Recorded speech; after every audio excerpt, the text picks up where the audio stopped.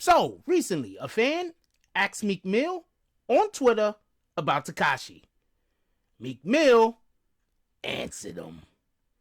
Me and the Notification Gang would like to invite everybody to come join us Monday through Thursday, 9:20 to 10 o'clock for morning coffee, where we discuss the events of the prior day and also just talk mess about stuff.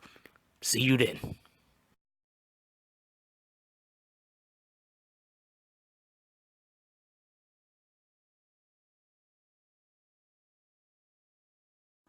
BBN, Jack Frost.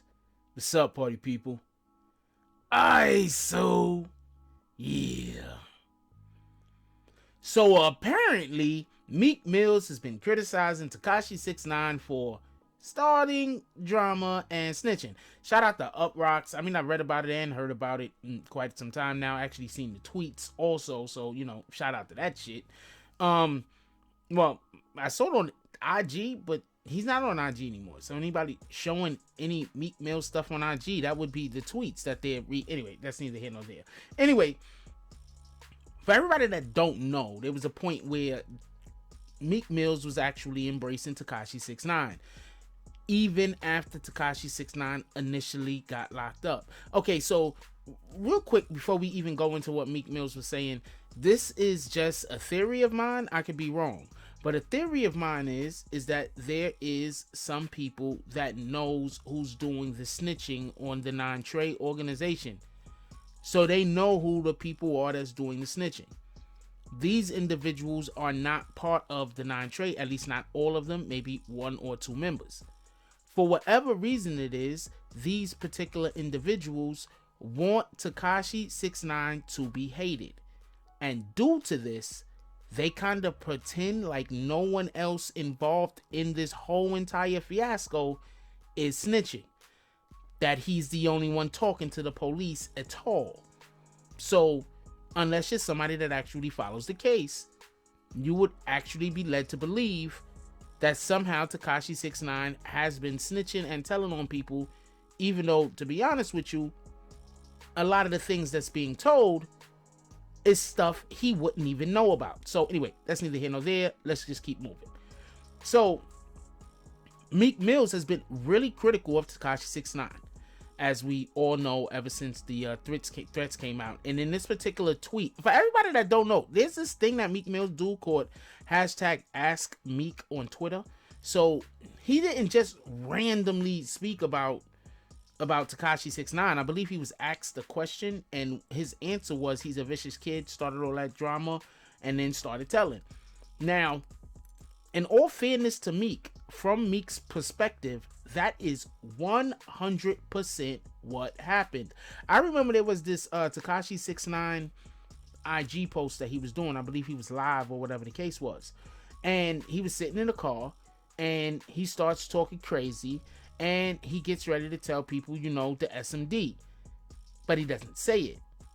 So while he stops himself and holds himself back, you can hear Shotty shouting, "Nah, man, tell them dudes the SMD." Fellatio. Tell them dudes the SMD. Tell SMD, yo, forget that, man. Talk your sh. That's what you can hear Shotty saying.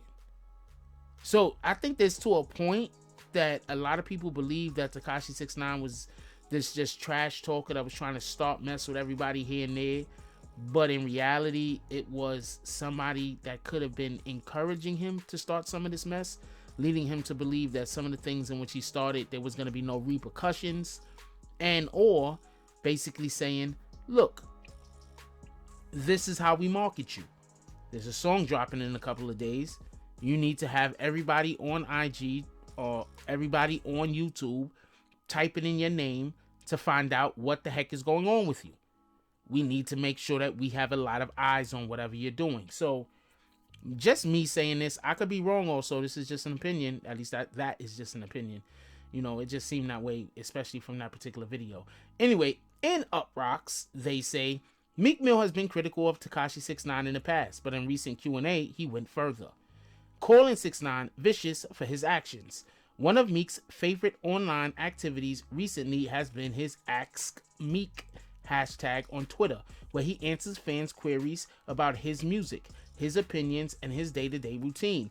During his latest round of questioning, he was asked about his feelings on Tekashi, prompting a straightforward, unequivocal response from the Philadelphia rapper. "He's a vicious kid," Meek opined. "Started all the drama and start telling." Meek's feelings about Tekashi's cooperation with authority are well known. After previously calling him a good kid who just got caught up in the street life, Meek turned about face when the terms of Tekashi's plea deal was revealed.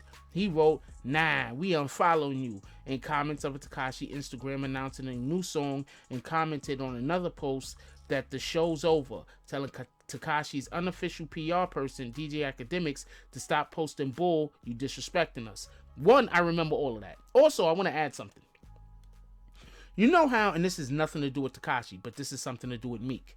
You know how Meek Mills has all of that problems with that judge? Could he be having all of these problems with that judge because they wanted Meek to flip and he ain't flip?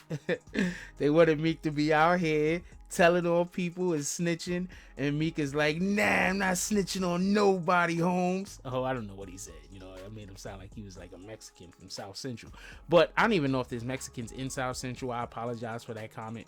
But the point in which I'm trying to make is, maybe Meek, it really feels strongly about this, because the reason why he probably has that problem, and I just thought about this, not for nothing, the reason why he probably has that issue with that judge is because that judge wanted Meek to snitch at some point or another, and he just refused, because y'all know a lot of these rappers do be out here snitching. That's a fact. Anyway, Tekashi cooperated with authorities after being arrested on racketeering charges last year in hopes of receiving a lighter sentence. He reportedly gave details in the activities of the 9-Trey Blood set, in which he's attached himself to as a promotional tactic. His actions, while affiliated with the group, included ordering a hit on a rival rapper and participated in the illicit drug trade. All activities he contributed to promo gone wrong. Now, another thing I want to add real quick. We're going to have to close this up in a minute. But another thing that I want to add real quick, right? It says, they saying it's a promotional tactic. Like I've always said, that Tekashi's done the things that he did because it was out of promotion. Actually, we just spoke about that.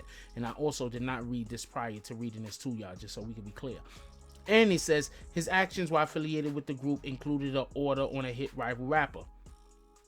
No one knew about the order for Tekashi. Well, we knew, but it's different when we're like, well, there's the story out there about Tekashi ordering a hit and actually seeing him do it on the phone or on video.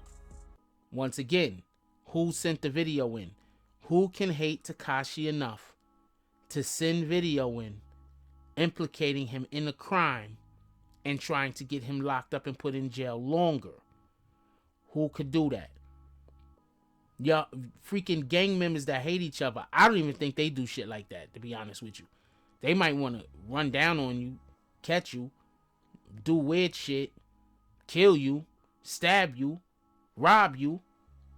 But I don't know. Anyway, so that's neither here nor there. Does anybody else think that that's fishy, that information came out? Please leave it down in the comments. I want to know who else thinks that information is particularly fishy. I'm curious. Seriously, I'm curious.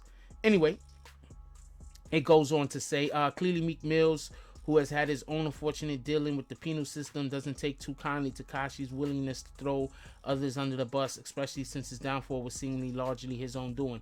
One more thing I want to add, and I'm going to close this out. Tekashi, I honestly believe that Tekashi really didn't start talking until after his lawyer was removed, and his lawyer wasn't given back to him until he agreed to a deal. So I believe, this is just me, I could be wrong, but I believe Tekashi really didn't start talking until he had no lawyer and he had to cut a deal, because him and his lawyers was all over IG and everywhere else throwing parties talking about how they was gonna get him off. They was yo, I'm not even joking, these mofos was throwing parties with champagne. I don't know, it could have been strippers there. But they were throwing parties. You can't tell me that these dudes is throwing parties and all this other type stuff, and they knew that Tekashi was gonna do time. They didn't know. These guys was throwing parties. They had that other lawyer there with them too, the clout chasing lawyer. He was there too. So you know that they was, come on, man. Anyway, let me know what y'all guys think. Leave it down in the comment section. Like, comment, subscribe. Join the notification gang. Hashtag Bronx Bombers. Let's get it. I love y'all. Take care of each other. Hug the kids for me. I haven't forgotten about you. And that's all I got on this one. I'm out. If you like this video, please hit the like and subscribe button. If you would like to help dictate the direction that this channel takes, please leave a comment. All comments are appreciated, whether positive or negative. Thank you very much and enjoy your day. And remember, positive thoughts cause for positive things to happen. Let's get it.